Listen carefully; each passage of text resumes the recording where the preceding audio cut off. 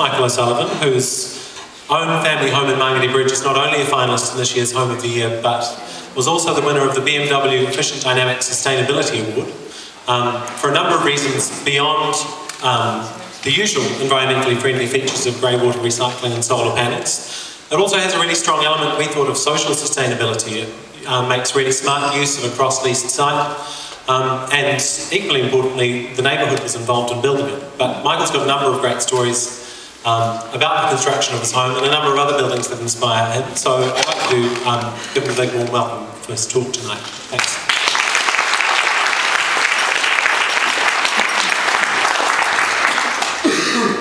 As you can imagine, it's not going to take me too long to describe a two-bedroom house that's only 115 square metres, so hopefully I'll be able to entertain you with some stories about its construction and then talk about other stuff that we're doing and have done and things that tickle us. But before I do that, I'd like to say two quick thank yous. Firstly is obviously to Home New Zealand magazine and in particular to Jeremy for their confidence in our little home in Mangere Bridge. Melissa and I were hugely surprised to even be shortlisted, let alone to come all this way through it. And in particular to BMW New Zealand for their sponsorship, to Julia and to Piers for their generosity. I'm particularly appreciative of their generosity given that I'm driving one of their cars at the moment. So thank you very much.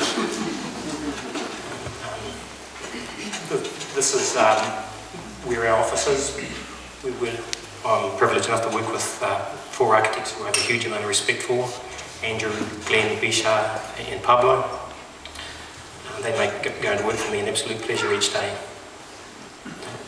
This here's Mangere Mountain. We built a little home halfway between the top of the mountain and the water on the northern side. You'll see at the top left-hand corner that there's Ambury Park, an Auckland Regional Council farmland, and Pukatutu Island. I like to refer to this part of Auckland as the Devonport of the South.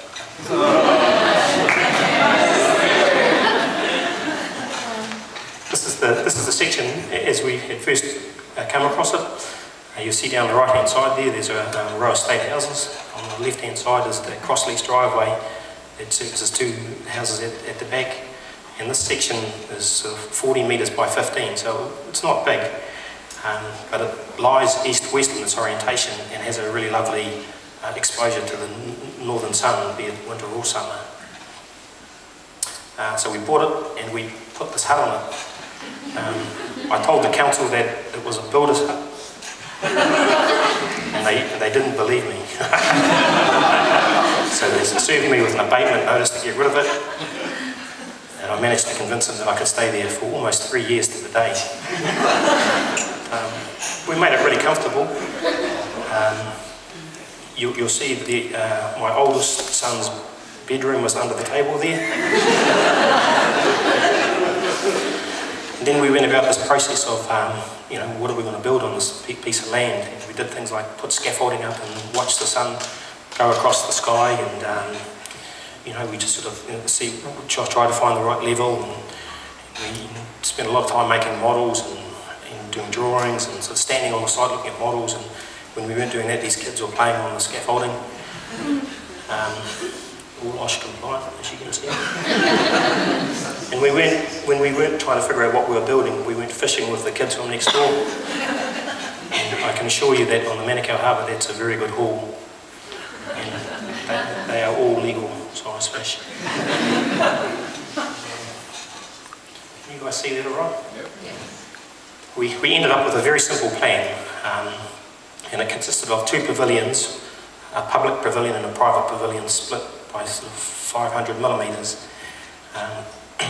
We did things like offer into the north the kitchen against the cross-lease driveway to act as a bit of a buffer for privacy, and we sort of pulled back into a sort of a dining room and then a sitting room to the bottom of the page. On the left-hand side of the screen is the road, so it sits right on the 6 metre front yardage, and it basically is 2 very simple bedrooms. We pushed the public pavilion down by 200 millimetres so as we could get a ray of sunlight from the longest day of the year sunrise, which is always quite lovely. And then we, sort of, the general massing of it was a result of many funny looking models. You can see that at the top elevation, the north one there, the big chunk of grey is the glazing with the cedar shutters that face onto the kitchen, and on the left hand side of that northern elevation, the skylight that enables sun to shine onto the top bunk of the children's room. Then I started building it, and this was at the first point that I needed somebody to help me. So I went and I said to Melissa, right, you need to come out here and hold these piles. It's really easy. What you need to do is, she was 7 months pregnant too. You just need to put your knee against the pile, and I'm going to pour the concrete in, right? And whatever you do, don't let it go. So I poured the concrete in, the concrete went everywhere, and we sort of looked at each other and I thought, oh shit. And then this guy turned up from next door in some overalls, and he walked down, he didn't introduce himself, and he just walked up to Melissa and said, you go inside. It was at that point that I was hoping he'd say I could go inside too.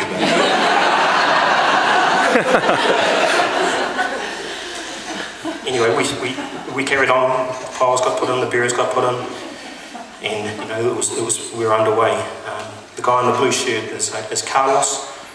His job is to build gold mines all around the world and to shift incredibly big objects. And he was famous for pointing his middle finger and saying, what are you doing that for? And most of the time I didn't have an answer. This is Seamus, my second boy. He was a very sensible kid around the building site. He really enjoyed it. And then I think this was the hottest day of the year last year. Putting that down, building your own home, having never done it before, is really neat because you get to find these tools that you never knew what they were. This is a drill that you can stand up and drill things into. It's fantastic. This is Seamus again. I must confess to having doing that a couple of times myself.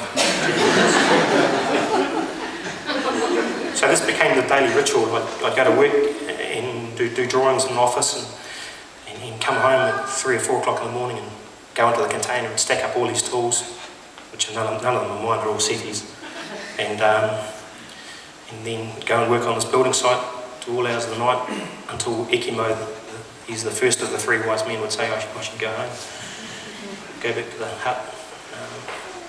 And this was a nice moment. This was the first frame that we put up, and the guy helping me there is Setti, and he was the second of the 3 wise men. And he was a great source of inspiration, and whenever I would sort of worry about, the level of workmanship, he would say things like, don't worry man, it's going to look good for a money hanger.